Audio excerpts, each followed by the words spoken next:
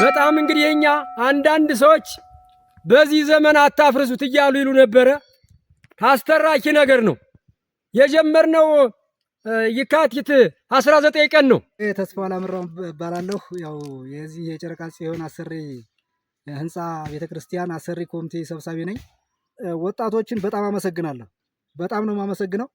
ለምን እኛ ሁለተኛ ሶስተኛ ባጆ አሸዋ እዚህ አስገብታችሁ በማስቀመጣችሁ ግንባር ቀደም በመሆናችሁ አሪያ በመሆናችሁ የህዝቡ ትልቅ ተልዕኮ የሰጣችሁ ስለሆነ እናንተን አሰባችሁት ድረሱ የሚል መልእክት ነው ያለኝ።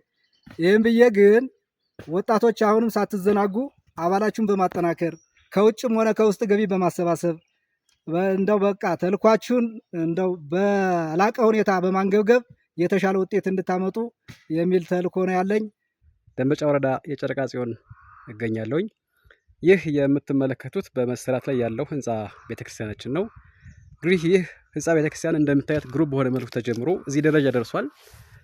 አባቶቻችን እናቶቻችን በግሩም ብርታት እንዲህ ያለውን እንጨት አቁመው ድጋፋችን እየጠበቁ ይገኛሉ። እንግዲህ ህንፃ ቤተክርስቲያኑ በዚህ መልኩ እጅግ ግሩም በሆነ መንገድ ተጀምሯል። አጸዶች፣ ባህር ዛፎች በአራት ማዕዘን ተቀርጸው ቆመዋል ማለት ነው። እንግዲህ የህንፃ ግንባታው ደረጃ እዚህ ደርሷል። በጣም ደስ በሚል ሁኔታ እየሄደ ነው። ስለዚህ ሁላችሁም ኦርቶዶክሳውያን በያላችሁበት ያላችሁ ይህንን ህንፃ ቤተክርስቲያን በጊዜ ሰርተን ለአገልግሎት እንዲበቃ ሁላችሁም ጠጠር እንድታዋጡ የምትችሉትን አስተዋጽኦ እንድታደርጉ በእናታችን በእመቤታችን በቅድስት ድንግል ማርያም ስም አደራ እንላለን።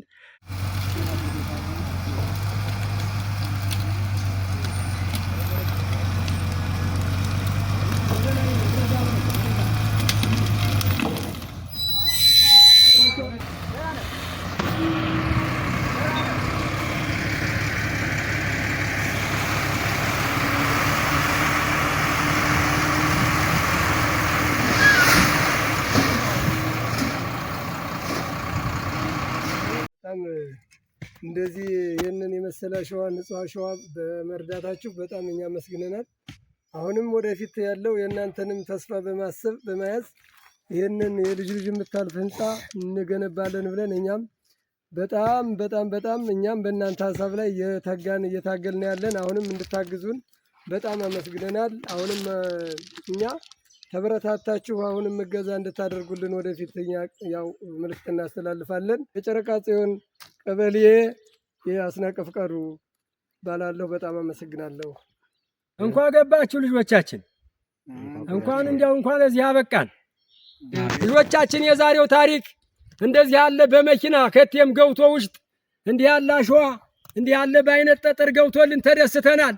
እግዚአብሔር ይስጥልን። በጣም እንግዲህ የኛ አንዳንድ ሰዎች በዚህ ዘመን አታፍርሱት እያሉ ይሉ ነበረ። አስተራኪ ነገር ነው የጀመርነው። የካቲት 19 ቀን ነው። ግንቦት 19 አቋም ጨርሰናል እና ደግሞ ለብሳ ደግሞ ይሄን ያሰብነው ግንባታ ደግሞ ተገንብቶ በሁሉም በጋራ ተገናኝተን በደስታ እንድንመራረቅ ደግሞ ፍቃድ ይሁንልን። 2017 ዓመተ ምህረት ያው እንድትሰራ ሁሉም ህብረተሰብ አንድ ባንድ ተነስቶ ያው በእናንተ አነሳሽነት ያው ሁላችንም ለመስራት ያው ብቁ ሆነን ተነስተናል። ስለዚህ አሁንም ቢሆን ይሄን ያስገባችሁልን ወንድሞቻችንም ሆነ ልጆቻችን በጣም ደስታ ተሰምቶናል። ለወደፊቱም በስፋት እንደምታግዙን ያው እንተማመናለን።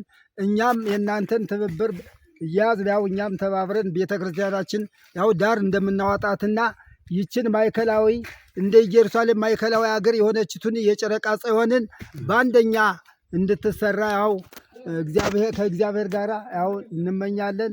በጣም እዚህ ላደረሰንም አሁን እዚህ ላይ ላደረሰንም ጌታ ክብር ምስጋና ይግባው፣ እናመሰግናለን። ወንድሞቻችንም ይህንን አሸዋ ያስገባችሁልን ወንድሞቻችን በጣም የተመሰገነ ይሁንልን። አሜን። እና እኛ አሁን ስራችን ወደፊት አድምተን ሁላችንም ተረባርበን ይችን ቤተክርስቲያን በአንድነት አንድ ሆነን ሁላችንም ተባብረን እንድንሰራት ሁላችንም ፍቃድ ይሁንልን። አሜን። እና እኔ አሁን የምለው ወደፊትም ሁላችን ከሐሳብ በጨረቃ ተወላጅ የሆነው ሁሉም በሌላም ሀገር ያለውም ሁሉም ተወላጅ ተረባርቦ ይችን ቤተክርስቲያን ለመስራት ፍቃዱ ይሁንልን።